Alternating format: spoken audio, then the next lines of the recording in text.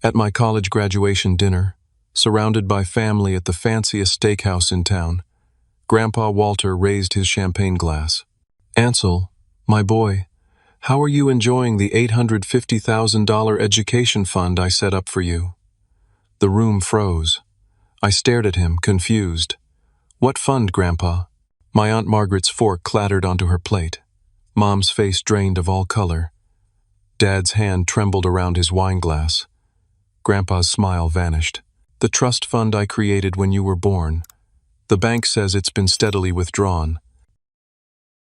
The silence that followed felt like it stretched for hours, though it was probably only seconds. Grandpa Walter reached into his suit jacket with the deliberate motion of a man who had planned this moment carefully.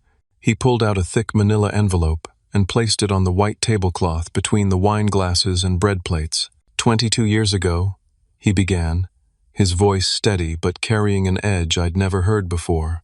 "When you were born, Ansel, I set up an education trust fund, $850,000, meant to give you every opportunity in life. The best schools, tutoring, study abroad programs, graduate school without worry." He opened the envelope and spread out bank statements across the table, like dealing cards in a game where everyone had already lost. "These are the withdrawal records. Started right when you turned 18. His finger traced down columns of numbers that made my head spin. 50,000 here, 75,000 there, all signed for as educational expenses. I felt like I was drowning in the middle of that fancy restaurant.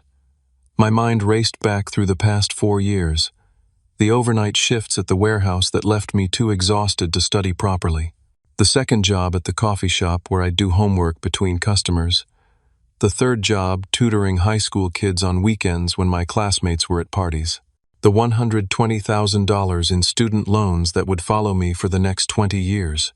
"Grandpa, I don't understand," I managed to say, my voice cracking. "I've been working 3 jobs since freshman year. I have student loans that will take me decades to pay off. I lived on ramen noodles and peanut butter sandwiches. I couldn't afford textbooks half the time and had to borrow them from the library." Mom started crying, quiet tears rolling down her cheeks and ruining her makeup. Dad cleared his throat repeatedly, his face red. "Walter, there must be some mistake. The bank probably has the wrong records or something." Grandpa's eyes narrowed. "Richard, I've been in business for 50 years. I don't make mistakes with money, and neither does First National Bank." He pulled out another document, especially when every withdrawal has your signature, and Patricia's as the trust's custodians. My stomach turned. I looked at my parents, really looked at them. Mom wore a designer dress I'd never seen before, diamond earrings catching the light. Dad's watch was new too, a Rolex I definitely hadn't seen at Christmas. When had they gotten these things? How had they afforded them on their supposed middle-class incomes? "You knew," I said, the words coming out barely above a whisper. "You both knew there was money for my education, and you let me struggle. You watched me come home exhausted every night. You saw me stress about making rent. You listened to me worry about how I'd pay for textbooks." Aunt Margaret spoke up for the first time, her voice sharp. "Patricia, that dress you wore to the charity gala last month, you said Richard got a bonus at work, but the hardware store has been struggling, hasn't it?" Uncle Thomas, who'd been silent until now, set down his scotch. "What's really going on here?" Grandpa pulled out his phone and showed me something that made my blood run cold. My LinkedIn profile, showing all my jobs, my graduation with honors despite working full-time, the recommendations from professors praising my dedication despite my challenging circumstances. "I hired someone to look into things after I saw this," Grandpa said. "A private investigator, because I couldn't understand why my grandson was working himself to death when I'd made sure he'd never have to worry about education costs." Dad stood up abruptly, his chair scraping against the floor. "You hired someone to spy on us? Your own family?" "Sit down, Richard," Grandpa commanded, and surprisingly, Dad did. "The investigator found some very interesting things, like how your hardware store hasn't turned a profit in 5 years, like how you've been making trips to Atlantic City every weekend, like how there's a floating poker game in the back room of what should be your store's warehouse." The words hit like physical blows. I felt Claire, My girlfriend, who'd just arrived for dessert, take my hand under the table. She was in law school, and I could see her processing everything with that sharp legal mind of hers. You gambled with my education fund? I asked. My voice stronger now, anger starting to replace shock. Dad's face crumpled. It wasn't supposed to be like this. It was just a few hands at first. I was going to double the money, make it even better for you. A few hands? Grandpa laughed, but there was no humor in it. Richard, my investigator says you've been running an illegal gambling operation for 5 years.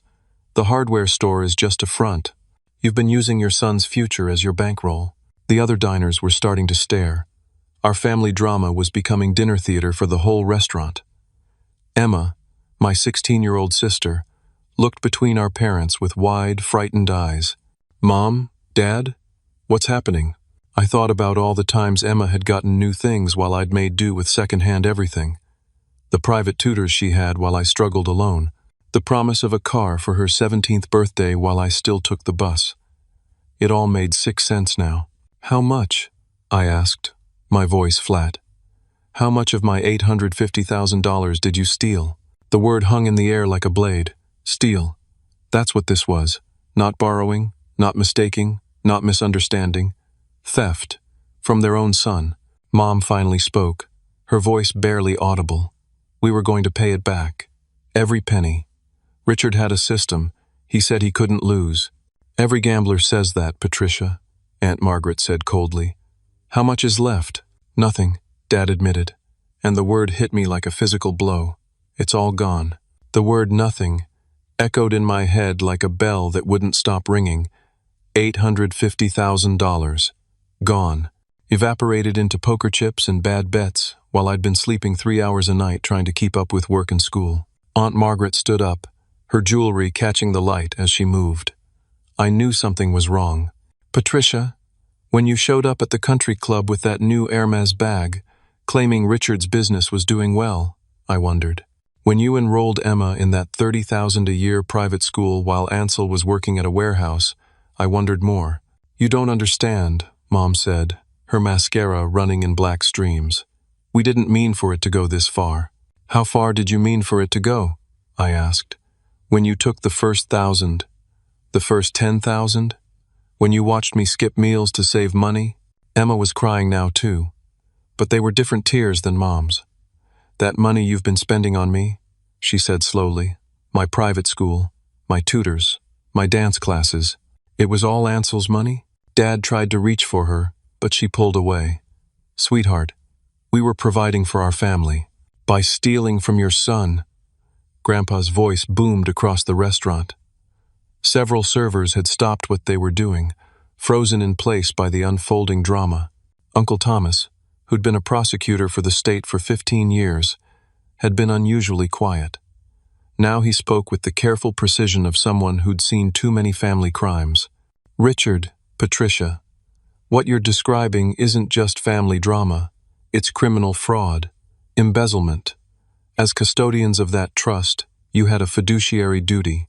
Don't talk to me about duty, Dad snapped. Where was family duty when Father made his fortune and lorded it over everyone? Where was duty when he made us all dance for his approval? So you stole from your son out of spite? I asked, standing up now. Claire stood with me, her hand still in mine, steady and supportive. We borrowed it, Mom insisted. Richard had investment opportunities. Gambling isn't an investment, Mom. The words exploded out of me. I ate peanut butter for dinner for 3 years straight. I wore the same pair of shoes until they literally fell apart. I missed spring break trips, study abroad programs, internships I couldn't afford to take because they were unpaid. Aunt Jennifer, Dad's sister, tried to play peacemaker. Maybe we should discuss this somewhere private. No, I said firmly. They had 4 years to discuss this privately with me. 4 years to come clean. Instead, they watched me struggle every single day and said nothing. Emma pulled something out of her purse, her hands shaking. I found these last week, she said, spreading out casino receipts and betting slips on the table. They were in Dad's office at home. I was looking for printer paper and found a whole box of them. I picked one up. The date was from 7 years ago, 3 years before they'd touched the education fund. You were gambling before you stole from me, I said, the realization hitting hard. You had a problem, and when your own money ran out, you turned to mine. Dad's face went white. Emma, you had no right to go through my things. Like you had no right to go through Ansel's future? She shot back. Claire, who'd been silent until now, spoke up in her clear professional voice. Mr. and Mrs. Mitchell, as a law student, I should inform you that what you've admitted to constitutes multiple felonies. The amount involved makes this a federal crime. Are you threatening us? Mom asked. I'm stating facts, Claire replied calmly. Facts that any prosecutor would find very interesting. Grandpa pulled out more papers. These are the forensic accounting reports. $850,000 withdrawn over 4 years. But that's not all, is it, Richard? Dad's silence was answer enough. The investigator found interesting payments, Grandpa continued. Regular transfers to someone named Derek at the bank. Patricia's cousin, I believe? Mom gasped, her hand flying to her mouth. You bribed a bank employee? Uncle Thomas asked, his prosecutor instincts fully engaged now. To do what? Falsify documents? The manager of the restaurant approached our table nervously. Excuse me, but I'm going to have to ask you to keep your voices down or leave. You're disturbing other guests. Grandpa stood, pulling out his wallet. We'll take this conversation elsewhere. The check, please. Where exactly did my money go? I demanded. Not ready to let this go.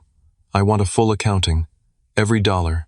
Dad looked at Mom, some silent communication passing between them. The gambling debts were about $400,000, Dad finally admitted. The rest went to maintaining our lifestyle. Your lifestyle, I corrected. While I was choosing between textbooks and food, and paying Derek, Mom added quietly. He wanted a percentage to keep quiet about the irregularities. How much? Grandpa asked. 50,000 so far. He wants more. Claire was typing notes into her phone, documenting everything. This is conspiracy, money laundering, bribery, fraud. You're looking at 15 to 20 years if prosecuted. Emma stood up suddenly. I can't breathe. I need air. She ran toward the exit, and I followed her, finding her sobbing on a bench outside. My whole life is a lie, she said between sobs. Everything they gave me was stolen from you. I sat next to her, my anger at our parents not extending to her. You didn't know, but I benefited. I got everything while you got nothing. I'm so sorry, Ansel. You're 16. This isn't your fault. She looked up at me with red eyes. What's going to happen to us? Before I could answer, the rest of the family came outside. Dad was on his phone, his face pale and frightened. I understand, he was saying. Yes, tonight. I'll have it. He hung up and looked at Grandpa. We have a problem. A bigger problem. Bigger than stealing $850,000 from your son? Grandpa asked sarcastically. The people I owe money to. They're not patient men. They want $200,000 by midnight or things get unpleasant. You owe money to criminals too? I asked, incredulous. On top of everything else? Victor Torino, Dad said, and Uncle Thomas went rigid. The Victor Torino? The one who runs half the illegal gambling on the East Coast? Dad nodded miserably. I got in deep. Used the house as collateral without telling Patricia. Mom's scream could probably be heard 3 blocks away. You put our house up? Where are we supposed to live? There won't be a house to worry about if Victor doesn't get his money, Dad said. I looked at this man who was supposed to be my father, who was supposed to protect and provide for me, and felt nothing but disgust. So you stole my entire future and it still wasn't enough? I'm going to fix this, Dad said desperately. I just need time. You had 4 years, I said. Time's up. Back inside the restaurant, in a private dining room the manager had quickly arranged for us, the full scope of my parents' betrayal began to unfold like a map of devastation. Grandpa demanded they account for every dollar, and what came out was worse than any of us had imagined. $400,000 to gambling debts, Dad admitted, his voice hollow. But that's not the whole story. The games I was in, they weren't just friendly poker nights. They were run by serious people. When you lose, you pay, or they make you pay in other ways. What other ways? Uncle Thomas asked, though from his expression, he already knew. They make you hold games yourself. Bring in new players, fresh money. Dad's hands shook as he spoke. The hardware store became a front. Every weekend, there's a game in the back warehouse. I get a percentage, but most goes to paying down what I owe. You turned our family business into a criminal enterprise? Grandpa's voice was deadly quiet, which was somehow worse than when he yelled. It was that, or lose everything, Dad said. You did lose everything, I shouted. You lost my trust, my respect, my future. Mom jumped in, trying to defend the indefensible. We used $300,000 to maintain appearances, the house payments, the cars, Emma's school, the country club membership. We couldn't let people know we were struggling. So you'd rather steal from your son than admit you were living beyond your means? Aunt Margaret asked. And the other $150,000? Grandpa pressed. Mom and Dad exchanged another look. Derek, my cousin at the bank. He discovered the discrepancies in the trust fund withdrawals, threatened to report it unless we paid him. He's been blackmailing you? Claire asked, her legal mind already working through the implications. $25,000 every few months, Mom admitted. He says if we stop paying, he'll not only report the fraud but make it look like we forged even more documents. He has copies of everything, Dad added. Signature cards, withdrawal slips, even recordings of phone calls where we discussed accessing the funds. Uncle Thomas had been taking notes on a napkin, and now he set down his pen with a heavy sigh. This isn't just fraud anymore. This is a federal conspiracy involving bank fraud, embezzlement, money laundering, extortion, running illegal gambling operations, and God knows what else. The FBI would have a field day with this. You can't turn us in, Mom pleaded. We're family. Family? I laughed bitterly. Family doesn't steal $850,000 from their own son. Family doesn't watch their child work themselves into exhaustion while spending his money on designer clothes and country club memberships. Emma had been quiet since we came back inside, but now she spoke up. There's more. Tell them about the man who came to the house last week. Dad's face went even paler, if that was possible. What man? Grandpa demanded. One of Victor's collectors, Emma said. He came when Mom and Dad weren't home, said to tell them they had 1 week to pay or things would escalate. He knew my name, my school, my schedule. They threatened your daughter, and you're still sitting here pretending this is manageable. I asked, incredulous. We're handling it, Dad insisted. By stealing more money? From whom this time? Emma's college fund? Oh wait, you probably never set one up for her either, planning to steal from whatever Grandpa might give her too. Emma's face crumbled as she realized the truth in my words. Claire stood up, pulling out her phone. We need to call the police. Now. This is beyond family drama. There are active threats against minors. No, Dad practically shouted. Victor has connections everywhere. Police, judges, prosecutors. You call them, and we're dead before morning. Then what exactly is your plan? I demanded. Because from where I'm standing, you've destroyed everything and have no way to fix it. Grandpa had been increasingly quiet, thinking, and now he spoke with authority. First, we get Emma somewhere safe. She's staying with me tonight. Second, we deal with this Victor situation. Third, we address the criminal charges. How do we deal with Victor? Dad asked desperately. I don't have $200,000. No, you had $850,000 of Ansel's dollars and squandered them all, Grandpa reminded him coldly. But Victor doesn't know the trust is empty, does he? A calculating look crossed Dad's face. No, he doesn't. Don't even think about it, I said. You're not using my name or my connection to Grandpa to get out of this, but if we could convince him that you're willing to pay, Dad started. Absolutely not. I stood up, ready to leave. You've taken everything from me. You're not taking my integrity, too. Uncle Thomas cleared his throat. Actually, Ansel, there might be a way to use this situation to everyone's advantage. If we could get Victor on tape admitting to the illegal gambling, the extortion, the threats, we'd have enough to put him away. You want to use me as bait? I want to use their desperation as an opportunity, Thomas corrected. Think about it. You're the only one here with clean hands. You didn't know about the money. You're the victim. If you approached Victor claiming you just found out about an inheritance and wanted to help your family despite everything, he'd believe it. That's insane, Claire said. You're asking him to meet with a dangerous criminal. With full police backup, Thomas said. I have connections to a federal task force that's been trying to nail Victor for years. This could be their way in. I looked around the table at my fractured family. My parents who'd betrayed me, my sister who'd benefited unknowingly from their theft, my grandfather whose gift had been squandered, my aunts and uncles torn between loyalty and justice. There's something else, I said slowly, a memory surfacing. Last month, when I was at the house looking for my birth certificate for a job application, I saw Dad's laptop open. There was a recording program running. Dad, have you been recording your conversations? Dad's guilty expression told me everything. You've been recording, Victor? Uncle Thomas asked, leaning forward intently. Insurance, Dad mumbled. In case things went bad. Where are these recordings? Cloud storage. Hidden account. Thomas pulled out his phone immediately. We need those recordings now. If they contain what I think they do, we might have enough to take down his entire operation without putting Ansel at risk. But before Dad could provide the account information, his phone rang. The caller ID showed Victor's name. Dad's hand shook as he answered, putting it on speaker at Thomas's gesture. Richard. Victor's smooth voice filled the room. I hear you're having a family dinner at Chez Laurent. How nice.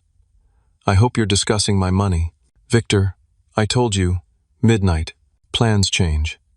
You see, one of my associates at the bank tells me there've been some interesting inquiries about a certain trust fund. Seems it's emptier than a politician's promises. Which makes me wonder how you're planning to pay me. We all froze. Derek had sold us out to both sides. However, Victor continued, I understand your boy just graduated. Smart kid from what I hear. Works hard. I respect that. So here's my new offer. The boy comes to work for me. His earning potential against your debt. We'll call it an internship. The blood drained from my face. He wanted me to work off my parents' debt in his criminal organization. That's not happening, I said loudly enough for him to hear. Ah, the graduate himself. Ansel, isn't it? Your parents have told me so much about you. Well, not directly, but people talk when they owe money. Here's the thing, son. Your parents' debt is now your problem. Family debts are family problems in my world. I'm not your son, and I'm not joining your world. Victor laughed. Brave words for someone whose little sister goes to Preston Prep. Pretty campus, very open, not much security. Emma grabbed my hand, terrified. You stay away from her, I growled. Then let's discuss alternatives. 1 hour. Warehouse District, Building 47. Come alone, or don't come at all. And if you don't come, well, I'll have to collect payment another way. The line went dead. We're calling the FBI right now, Uncle Thomas said, already dialing. No, Dad said. He'll kill us all. He'll kill you anyway if he doesn't get paid, Thomas shot back. This is our only chance. As the family erupted in arguments about what to do, I made a decision. I looked at Claire, then at Emma, then at Grandpa. I'll go, I said quietly. The room exploded in protests, but I raised my hand. But I go on my terms. Uncle Thomas, make your calls. Get your task force ready. Dad, get me those recordings now. And Grandpa, I need you to do something for me. Anything, he said immediately. I need you to make sure that no matter what happens tonight, Emma is safe and provided for. She's innocent in all this. Grandpa nodded solemnly. You have my word. I turned to my parents. This is me cleaning up your mess one last time. After tonight, we're done. You're strangers to me. Mom sobbed, but I felt nothing. They'd stolen more than money. They'd stolen my ability to trust, to feel safe, to believe in family. But tonight, I was taking control back. As we prepared to leave the restaurant, Dad's phone buzzed with a text. His face went white as he read it, and his hands started shaking so badly he nearly dropped the device. They're here, he whispered. Victor's men, in the parking lot. Uncle Thomas immediately went into prosecutor mode, his voice commanding. Nobody leaves through the main entrance. Is there another exit? The restaurant manager, who'd been hovering nervously, nodded. The kitchen has a delivery exit to the alley. We can't all run, Grandpa said firmly. That'll just make things worse. Another text came through. Dad read it aloud. 200,000 or the house burns tonight, with or without people in it. He's escalating, Claire said, her law school training kicking in. This is conspiracy to commit arson, terroristic threats. This is Victor showing he means business, Dad corrected, and for the first time, I saw real fear in his eyes. Not the embarrassment of being caught or the shame of exposure, but genuine terror. Mom suddenly gasped. The house documents. Richard, tell me you didn't. Dad couldn't meet her eyes. You put the house up as collateral without telling me? Mom's voice rose to a shriek. That's fraud. I'm on that deed too. I forged your signature, Dad admitted. I was desperate. The hits just kept coming. Every confession revealed another layer of criminality, another betrayal. So let me get this straight, I said, my voice dangerously calm. You stole my entire education fund, bribed a bank official, ran illegal gambling operations, put our family home up as collateral to a mobster, forged Mom's signature on legal documents, and now we have armed criminals in the parking lot. Did I miss anything? Don't forget the recordings, Emma said quietly.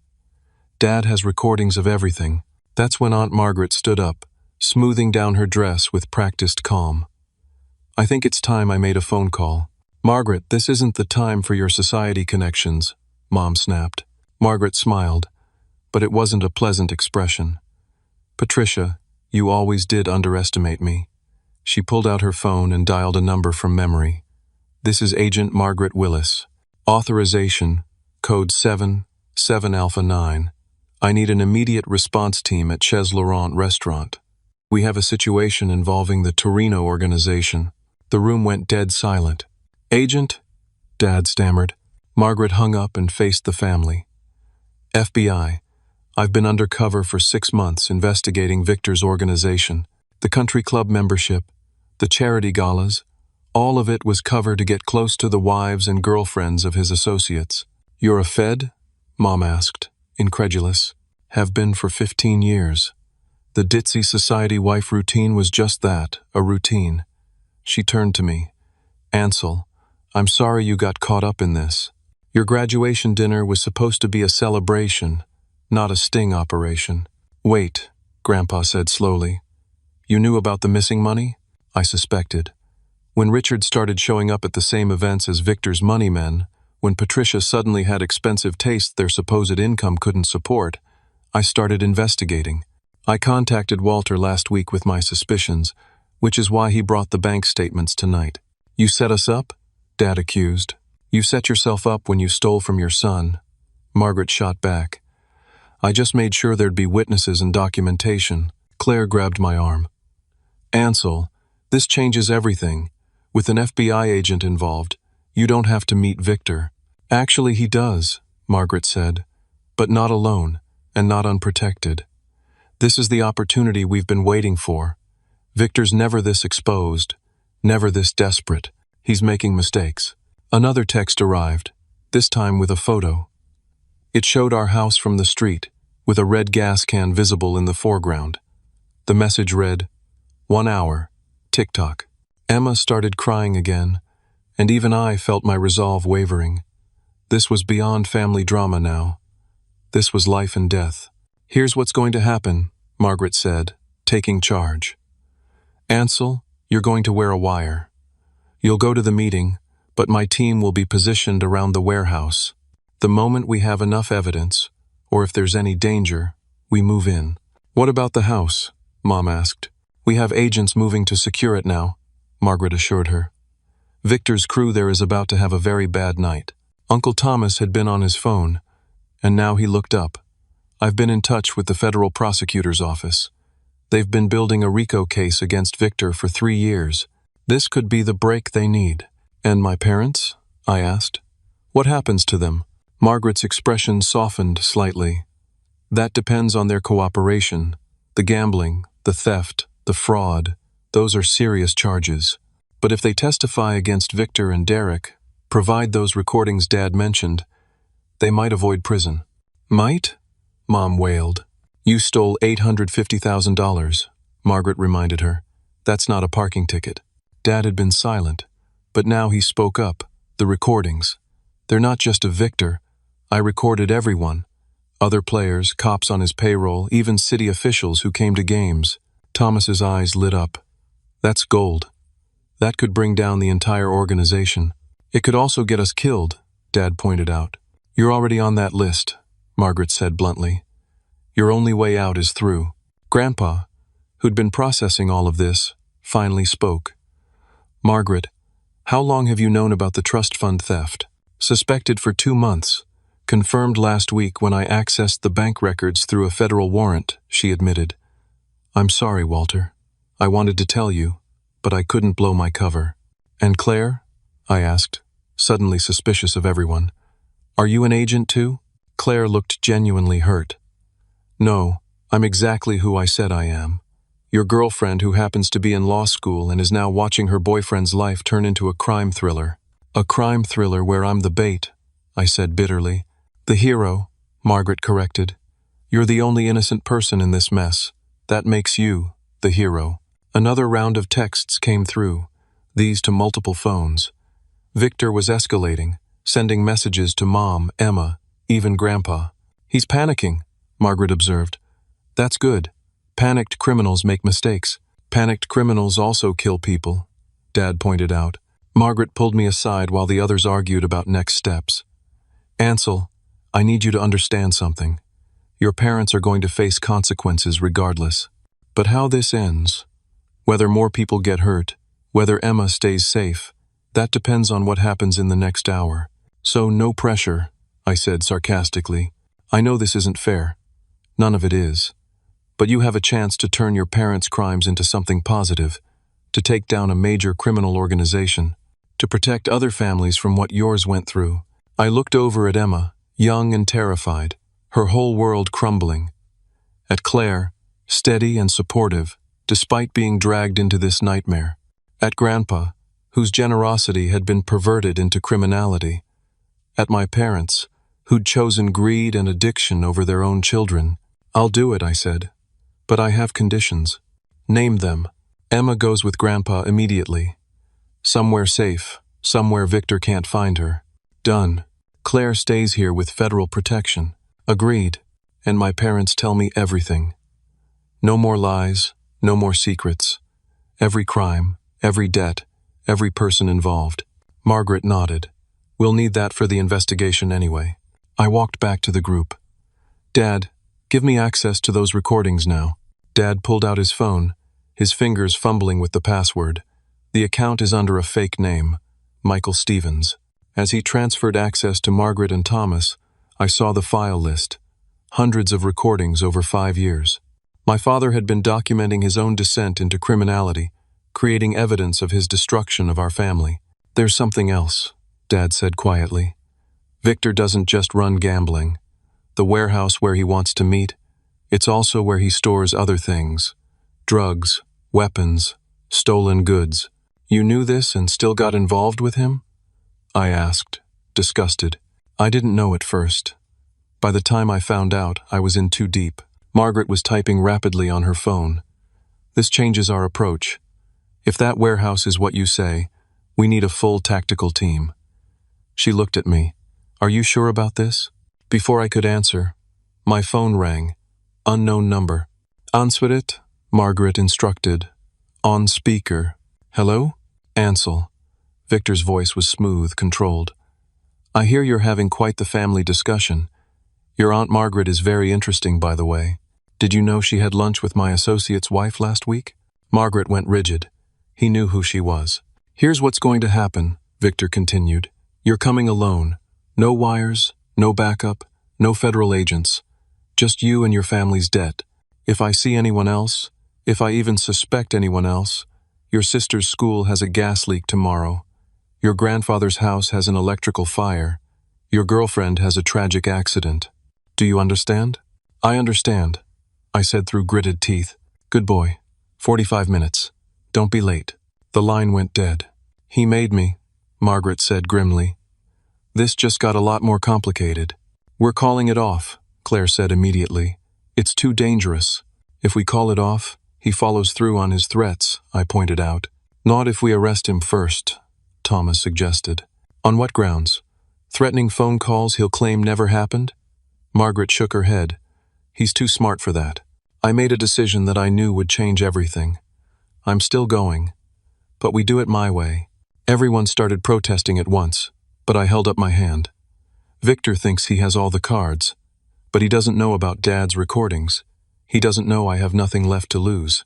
And he doesn't know that sometimes the best way to catch a predator is to let him think he's won. I turned to Margaret. How fast can you get those recordings authenticated and uploaded to your servers? 20 minutes, maybe less. Do it.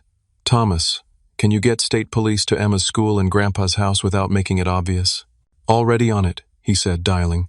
Claire, I need you to do something that might save all our lives. Anything, she said immediately. Your father's a federal judge, right? Can he issue an emergency warrant? Claire's eyes widened as she understood.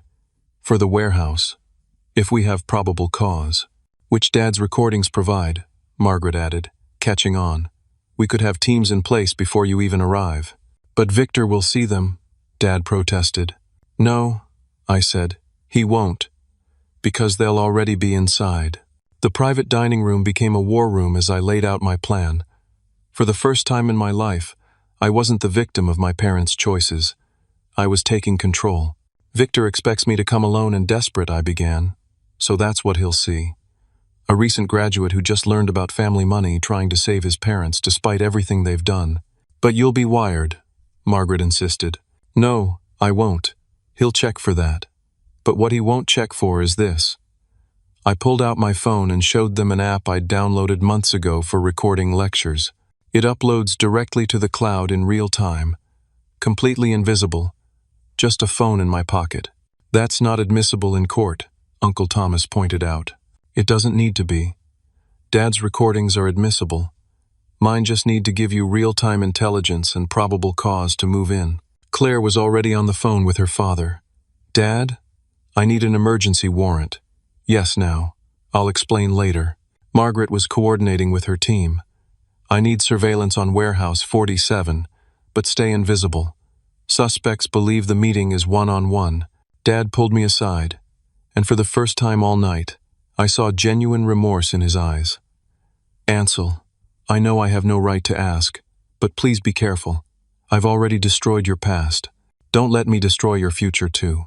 You don't get to play concerned father now, I said coldly. You had 4 years to be concerned when I was working myself to death. I know I failed you. But those recordings, there's something you need to know. Victor's not just a gambling boss. He's connected to things much worse. Human trafficking, weapons dealing.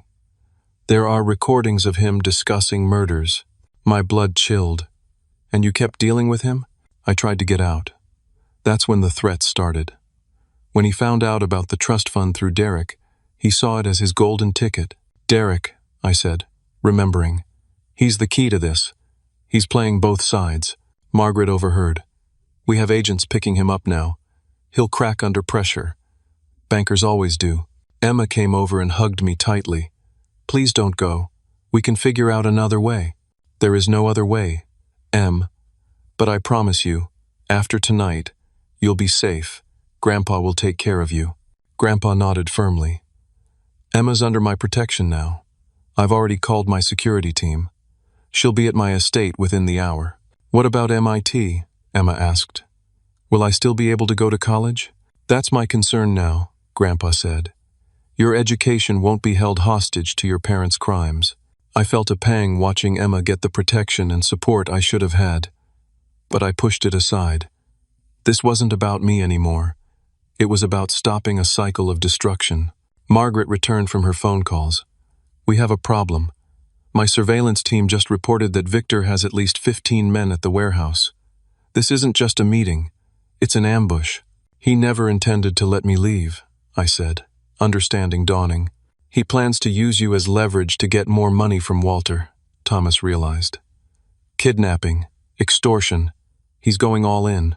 Then we need to be smarter, I said. Dad, in your recordings, Is there anything about corrupt cops?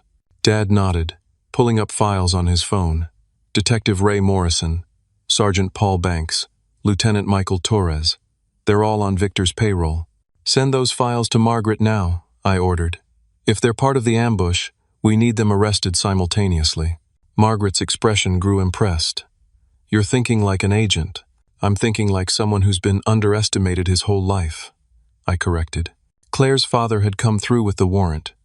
We have authorization to search the warehouse and arrest anyone inside engaged in criminal activity. How long until your teams are in place? I asked Margaret. 15 minutes for external positions. But getting inside without detection, that's harder.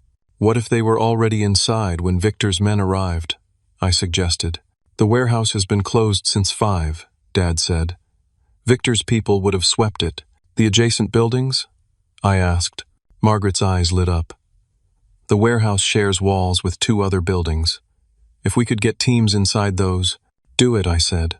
Have them ready to breach through the walls if necessary. Uncle Thomas was staring at me with something like pride. You should have been a prosecutor. I wanted to be an engineer, I said bitterly. Before my parents stole my dreams, Mom had been crying quietly in the corner, but now she spoke up. Ansel, I know you'll never forgive us, but please, let us help somehow. You want to help? Give Margaret everything. Every crime you've committed, every person involved, every detail you remember. Your full cooperation is the only thing that might keep you out of prison. What about the house? She asked.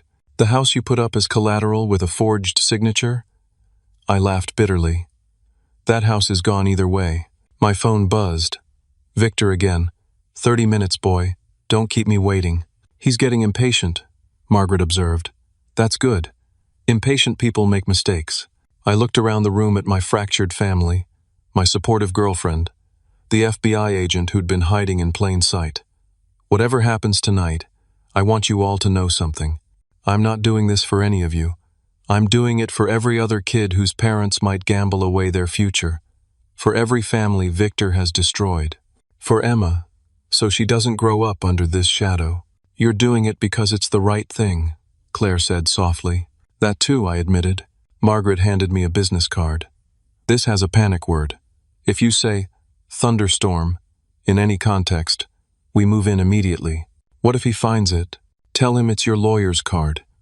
Claire can verify that. I pocketed it, then turned to Dad. The recordings of Victor discussing murders.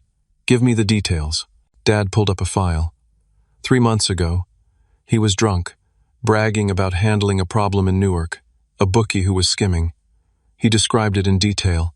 Send that file to Margaret Priority 1, I said. If we can link him to that murder, he's done. As everyone prepared for what was to come, I found myself standing next to Grandpa. He put his hand on my shoulder, the weight of it comforting. Your father was right about one thing, he said quietly. I did make my children compete for my approval. I thought it would make them strong. Instead, it made Richard desperate and reckless. This isn't your fault, Grandpa. No, but I could have done better. With you, I will do better. When this is over, we're going to make sure you get the education you deserve, the life you've earned. If I survive tonight, you will, he said firmly. You're stronger than your father ever was. You've already proven that by standing up to all of this. 25 minutes until the meeting. Margaret's teams were moving into position. Claire was coordinating with her father and the federal prosecutor's office. Thomas was ensuring state police were ready to protect Emma and Grandpa's properties. My parents were spilling their crimes to federal agents, trying to buy leniency with information. And I was preparing to walk into a trap, hoping that my plan would turn it into Victor's downfall instead of my own. It's time, Margaret announced. Ansel, are you ready? I thought about the 4 years of struggle, the 3 jobs, the sleepless nights, the dreams deferred. I thought about Emma's fear and Grandpa's disappointment. I thought about the $850,000 that had vanished into poker chips and bad bets. I've been ready my whole life, I said. I just didn't know it until now. As I headed for the door, Claire caught my arm. Come back to me, she whispered. I will, I promised. And when I do, we're starting fresh. No more secrets, no more lies, just us. She kissed me, quick but intense. Go be a hero. I walked out of the restaurant into the cool night air. Somewhere in the darkness, federal agents were watching. Somewhere across town, Victor was waiting with his trap. And somewhere in the cloud, hundreds of hours of recordings were about to bring down an empire of crime. My parents had stolen my past. But tonight, I was taking back my future. The warehouse district at night looked like something out of a crime movie, which I guess made sense since I was walking into one. Broken streetlights created pools of darkness between industrial buildings, and the sound of distant traffic barely penetrated the maze of concrete and steel. My phone showed 11:37 p.m., 23 minutes until Victor's deadline. I parked my beat-up Honda Civic, the one I'd bought with warehouse wages because my parents were too busy spending my education fund to help me get reliable transportation. The warehouse 47 loomed ahead, a massive structure that seemed to swallow light. I could feel eyes on me, whether Victor's men or Margaret's agents, I couldn't tell. My phone recording app was running, uploading everything to the cloud. In my pocket, Margaret's business card felt like a lifeline. One word: thunderstorm, and federal agents would storm the building. But I needed more than just safety. I needed justice. The main door was open, yellow light spilling out into the darkness. I walked in, my footsteps echoing in the vast space. The warehouse was filled with shipping containers, creating a maze of metal corridors, perfect for an ambush, but also perfect for hiding federal agents. Ansel Mitchell. Victor Torino's voice came from deeper in the warehouse. The graduate. Come forward, slowly. I walked through the maze of containers until I reached an open area set up like an office. Victor sat behind a desk that looked absurdly out of place in the industrial setting. He was younger than I'd expected, maybe 40, with expensive clothes and cold eyes. 5 men stood around him, all armed. No wire, I said, raising my arms. Check if you want. One of his men did, thoroughly and professionally. They didn't find the phone recording because they weren't looking for that. Everyone records everything on phones these days. It's just white noise. Sit, Victor commanded, pointing to a chair across from his desk. Your father owes me 200,000. Your grandfather has millions. You see my dilemma? My grandfather's money isn't my father's, I said. Or mine. But that education fund was yours, wasn't it? $850,000. Gone. Poof. Into your daddy's gambling addiction. How do you know about that? Victor smiled, but it didn't reach his eyes. Derek at the bank. Useful man. Tells me things. Like how the fund is empty, but Grandpa Walter is worth 30 million. 30 million he'll never give to you. Not to me. But to save his grandson? That's different. I understood then. This wasn't about Dad's 200,000 debt. This was a kidnapping. You're going to hold me for ransom. Such an ugly word. I prefer to think of it as aggressive debt negotiation. My grandfather will go to the FBI. With his grandson's life at stake? I doubt it. Victor stood up, walking around the desk. Besides, the FBI can't do much when half their informants work for me. Like Agent Margaret Willis? Victor's smile widened. Ah yes, your aunt. Did you know she had lunch with my accountant's wife last week? Asking questions about charity donations. Very subtle. Too bad my accountant's wife is smarter than she looks. So you knew she was FBI? For 3 months now. We've been feeding her just enough real information to keep her interested, not enough to matter. My blood chilled. Had Margaret walked me into a trap, or was Victor bluffing? But let's talk about you, Victor continued. 22 years old. Graduated summa cum laude, despite working 3 jobs. Computer science major, with a minor in accounting. Impressive. You've done your homework. I have a proposition. Your father's debt, it's insignificant. The real prize is your skill set. Work for me, and I'll forget his debt. I'm not a criminal. Neither was your father, until he was. Neither was Derek, until he needed money. Everyone has a price, Ansel. What makes you think mine is 200,000? Not 200,000. Freedom. Your family's safety. Your sister goes to a nice school, very open campus. Your girlfriend, Claire. She walks to her apartment alone most nights. Your grandfather, despite his wealth, has predictable routines. The threats were clear but careful. Nothing explicitly violent, nothing that couldn't be explained away as observations. You're threatening everyone I care about? I'm explaining reality. Your family entered my world when your father sat down at his first game. There's no walking away from that. I stood up, anger overcoming fear. Yes, there is. My father's debt is his problem. I didn't sign anything, didn't agree to anything. Sit down, Victor said quietly, and his men shifted their positions slightly. Your father offered the house as collateral. Your mother's name is on that deed. Funny thing about forged signatures, they become real when the alternative is your husband going to prison. She'll testify that she didn't sign. Will she? When doing so means your father goes away for fraud on top of everything else? When it means she loses the house anyway and goes to prison as an accomplice? He had thought this through, every angle covered, or so he thought. What exactly do you want from me? I asked. Your skills. I run games, but the real money is in the digital age. Online gambling, cryptocurrency, untraceable transactions. I need someone who understands both computers and money. You want me to launder money. I want you to modernize my operations. In exchange, your family debt disappears, and everyone stays safe. And if I refuse? Victor pulled out his phone, showing me security camera footage. It was Emma leaving her school that afternoon. Accidents happen. Gas leaks, car crashes, random violence. The world is dangerous. That's when I decided to push things. You know what's funny?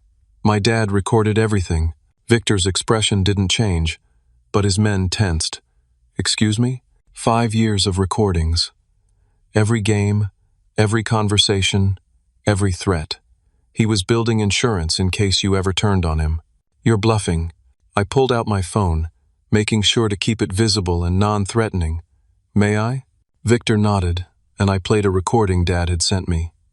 Victor's voice filled the warehouse, discussing the murder in Newark, describing in detail how he'd handled the bookie who'd skimmed.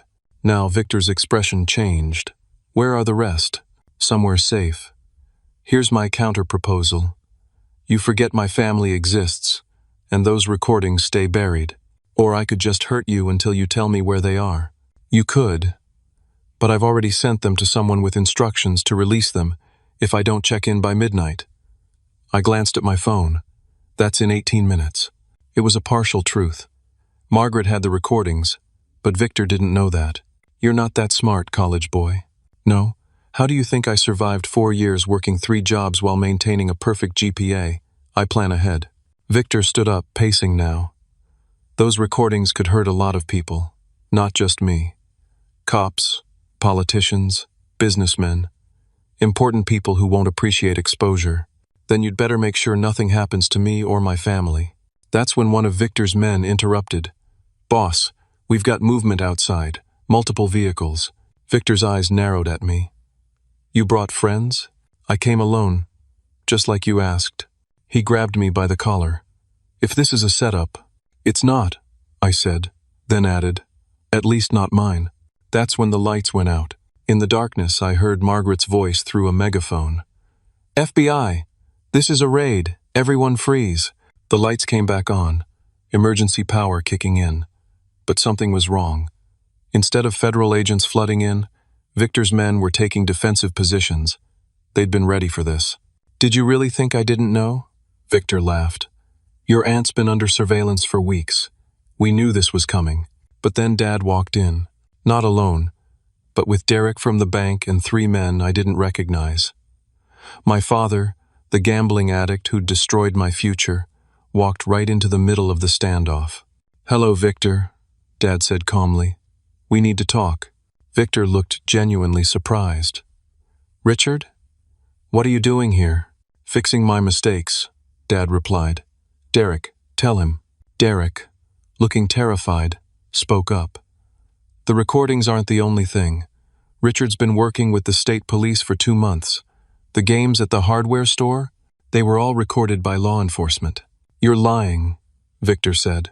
Every player, every bet, every threat, Dad continued. I made a deal. Full cooperation in exchange for immunity. I stared at my father in shock. He'd been an informant? You set me up? Victor asked, his voice dangerous. You threatened my family, Dad replied. My son worked 3 jobs because of my mistakes. My daughter lives in fear because of my debts. My wife cries herself to sleep because of my failures. So yes, I set you up. Victor pulled a gun, pointing it at Dad. You're dead. That's when Emma appeared.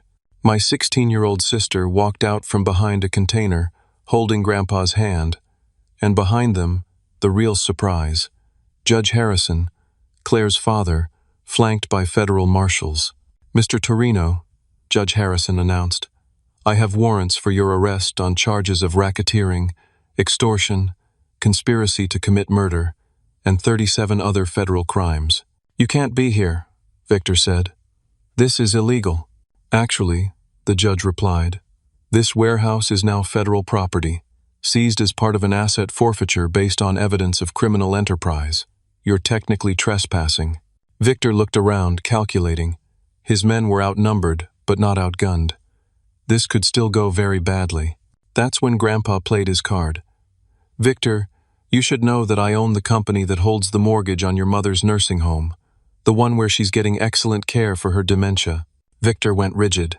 You wouldn't. I'm a businessman, Grandpa said coldly. I protect my investments. My grandson is my most valuable investment. Surrender now, and your mother continues getting the best care money can buy. Force a shootout where my family could get hurt, and she's on the street by morning. It was ruthless, the kind of move that had made Grandpa his fortune. And it worked. Victor lowered his gun. You win this round. No, I said, stepping forward. We won everything. Your organization is done. Your corrupt cops are being arrested as we speak. Derek has already agreed to testify about the bank fraud. And those recordings? They're not just evidence. They're your confession. As federal agents moved in to arrest Victor and his men, my father approached me. Ansel, I know you hate me. I don't hate you, I said truthfully. I nothing you. You're just someone who stole from me. But you did one thing right tonight. I've been trying to make it right for months, he said quietly. The FBI approached me after I made the recordings, offered me a deal. I took it to protect you and Emma. Don't pretend this was noble. You were saving yourself, maybe. But I was also trying to be the father I should have been 4 years ago. Margaret appeared, no longer the society aunt but the federal agent. Ansel, you did beautifully. The recording you made tonight adds to our case. You knew Dad was an informant? For the last 6 weeks. We needed Victor to make his move. Your graduation dinner was the perfect catalyst. So everyone was playing everyone, I said, exhausted suddenly. Welcome to the real world, she said, not unkindly. But you navigated it like a pro. Ever consider a career in law enforcement? I just want to finish my actual education, I replied. Emma ran over and hugged me. You were amazing, like something out of a movie. It's not over yet, I warned. There's still the trials, the testimony. But we're safe? She asked. I looked around at the warehouse now swarming with federal agents, at Victor in handcuffs, at Dad talking to prosecutors, at Grandpa arranging something on his phone. Yeah, Em, we're safe. 3 months later, I sat in a federal courthouse in downtown Philadelphia, watching as Victor Torino was sentenced to life in prison without the possibility of parole.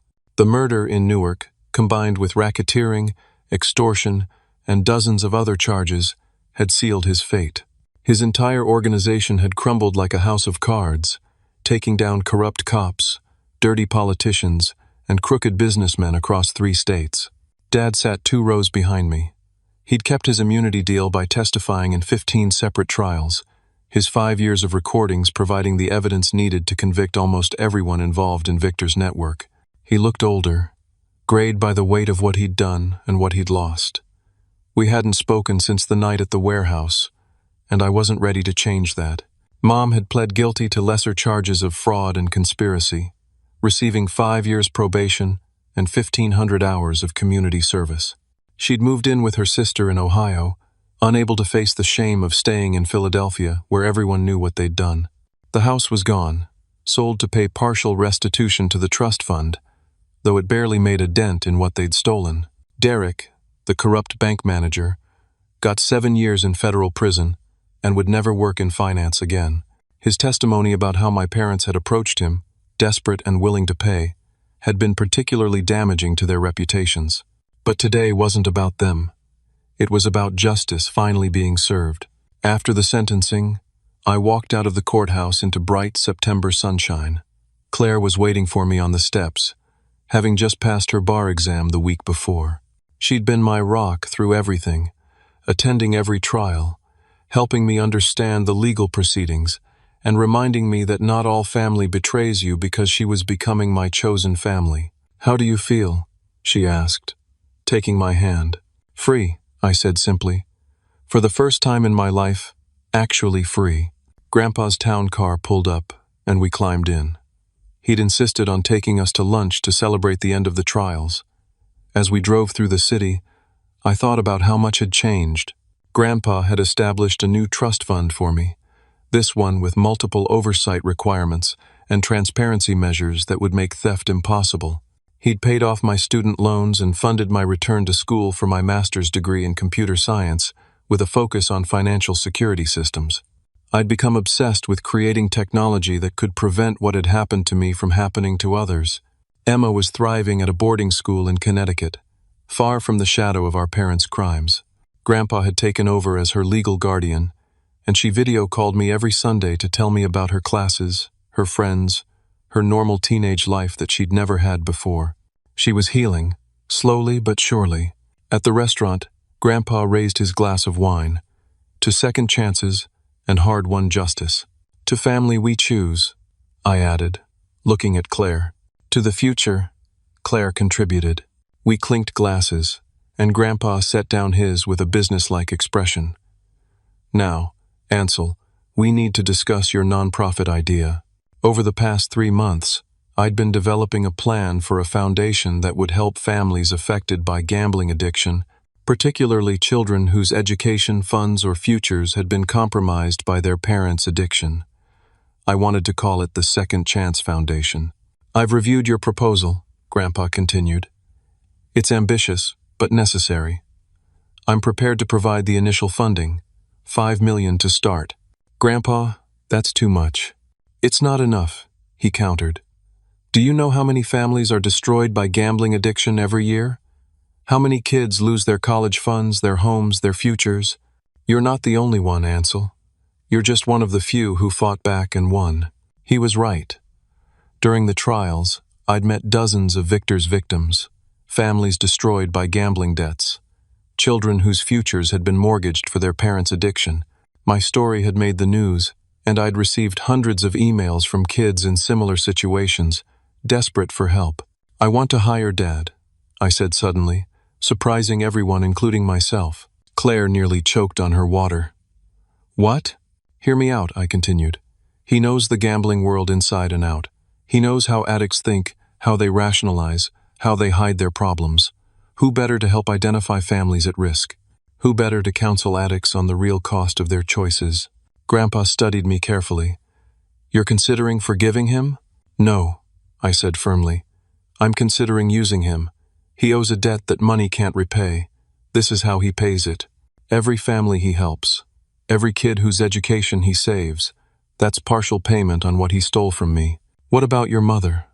Claire asked gently. She made her choices. She could have stopped him, could have told me, could have done 1,000 things differently. She chose to enable him and benefit from the theft. That's on her. After lunch, I had one more stop to make. The federal detention center where one person was still awaiting sentencing. Aunt Margaret, or rather Agent Margaret Willis, sat across from me in the visiting room. She'd been placed on administrative leave pending an investigation into whether she'd violated procedures by not immediately reporting the trust fund theft when she discovered it. "You look good," she said. "Recovery suits you. Why didn't you tell me sooner?" I asked, the question that had haunted me for months. "Would you have believed me? Your parents had been lying to you for 4 years. If I'd approached you claiming to be FBI, claiming your parents were criminals, what would you have done?" She had a point. I would have thought it was insane. "Besides," she continued, We needed Victor to make his move. Your graduation was the catalyst. Everything had to happen naturally for the case to stick. You used my pain as bait. I used your strength as a weapon, she corrected. Ansel, you did something most people couldn't. You stood up to your parents, to a mobster, to an entire criminal organization. You did it with intelligence, courage, and integrity. That's not being bait. That's being a hero. I don't feel like a hero. Heroes rarely do. But think about it. Because of your actions, Victor's organization is destroyed. Dozens of corrupt officials are in prison. Hundreds of families are free from his extortion. And your foundation will help thousands more. That's a legacy worth having. As I left the detention center, my phone rang. It was Emma. Ansel, guess what? I got the lead in the school play. Can you come see it? Wouldn't miss it, I promised. Is Claire coming too? If she can take time off from her new job. Claire had just started at the district attorney's office, inspired by the trials to pursue prosecution of financial crimes. What about Mom and Dad? Emma asked, her voice smaller. Dad's in treatment, Em. Inpatient rehab for gambling addiction. Mom's in Ohio. They can't come. I know. I just sometimes wish things were different. Me too, I admitted. But we can't change the past. We can only build a better future. That evening, Claire and I sat in my new apartment, one I'd bought with legitimate money from my restored trust fund. It wasn't fancy, but it was mine, earned honestly. We were going through applications for the Second Chance Foundation's first round of grants. This one, Claire said, showing me a letter from a 17-year-old whose father had gambled away her college savings. She has perfect grades, but no way to pay for school. Approved, I said immediately. Full ride, plus living expenses. We'd already approved 15 similar applications. Kids whose futures had been stolen by their parents' addiction, given a second chance by someone who understood their pain. My phone buzzed with a text from an unknown number. I almost deleted it, then saw the first line. This is your father. I hadn't given him my new number, but somehow he'd gotten it. The message continued. I'm 90 days clean today. I know it doesn't matter to you, but I wanted you to know. I'm trying to become someone who deserves to be your father again, even if I never get the chance. I stared at the message for a long time, then deleted it. Maybe someday I'd be ready to hear his apologies, but not today. Today was about building something new, not reconciling with the past. Claire noticed my expression. Your dad? Yeah. You okay? I will be, I said, and meant it. The next morning, I stood in front of a room full of high school students in North Philadelphia, kids from the same kind of working-class neighborhood where I'd grown up. They'd invited me to speak after hearing about my story on the news. My parents stole $850,000 from me, I began, and the room was instantly silent. They gambled it away while I worked 3 jobs to pay for college. And the worst part? They watched me struggle every day and said nothing. I told them the whole story, the betrayal, the revelation, the sting operation, the trials. But more importantly, I told them about rising above it, about refusing to let someone else's choices define their future. Some of you might be dealing with similar situations, I said. Parents with addiction, families keeping secrets, futures being mortgaged for present mistakes. I'm here to tell you that it's not your fault, and it's not your responsibility to fix them, but it is your responsibility to fight for your own future. After the talk, a girl approached me, tears in her eyes. My mom's been taking money from my college account. I didn't know what to do. I gave her my card, the one for the Second Chance Foundation. Call us. We'll help. As I drove home, I thought about the journey from that graduation dinner to now. The pain hadn't disappeared, might never fully disappear, but it had transformed into purpose. Every kid we helped, every family we saved from the cycle of addiction and theft, that was my revenge against the chaos my parents had created. 6 months after the trials ended, the Second Chance Foundation had helped 200 families, provided 50 full scholarships, and funded counseling for over 300 gambling addicts and their children. We'd partnered with schools to identify at-risk kids, with banks to flag suspicious trust fund activity, and with law enforcement to prosecute financial crimes against minors. Claire and I got engaged on the 1-year anniversary of my graduation, at the same restaurant where everything had fallen apart. It seemed fitting to reclaim that space with something beautiful. Grandpa walked me down the aisle since my father had lost that privilege, and Emma was Claire's maid of honor. During the reception, Uncle Thomas, now a federal prosecutor after his success with the Victor case, pulled me aside. "The FBI wants to offer you a job. Financial Crimes Division. Your work identifying the patterns in Victor's organization was brilliant." "Thanks, but no," I said. "I've got my own mission." Dad sent a card. No return address, just a simple message. "I'm proud of who you've become despite me." I kept the card. The first thing from him I hadn't immediately thrown away. Mom didn't reach out at all. I heard through family that she'd remarried, some businessman in Ohio who didn't know about her past. She was pretending it had never happened, that she'd never had a son whose future she'd helped steal. That was fine. She was a stranger to me now. The Second Chance Foundation grew beyond anything I'd imagined. Tech billionaires who'd grown up with addicted parents donated millions. Congress invited me to testify about financial crimes against minors, and 3 states passed Ansell's law requiring multiple signatures and oversight for education trusts. But the real victory came in small moments. Emma graduating high school with honors, headed to MIT on a full scholarship from Grandpa. Claire successfully prosecuting a parent who'd stolen their child's identity for gambling debts. A kid from the foundation sending me his college acceptance letter with, "Thank you for believing in my future," when my parents didn't written on it. One day, 5 years after that graduation dinner, I received a call from an unexpected source, the federal prison where Dad was serving his sentence. Not for the crimes against me, he'd gotten immunity for those, but for tax evasion related to the illegal gambling operation. 3 years, minimum security. "Your father's requested you for his approved visitor list," the administrator said. "You're under no obligation to accept." I thought about it for a week, discussing it with Claire, with Emma, with my therapist. Finally, I decided to go, not for him but for me. He looked older, grayer, smaller somehow in his prison uniform. We sat across from each other at a metal table, observed by guards who probably knew our whole story.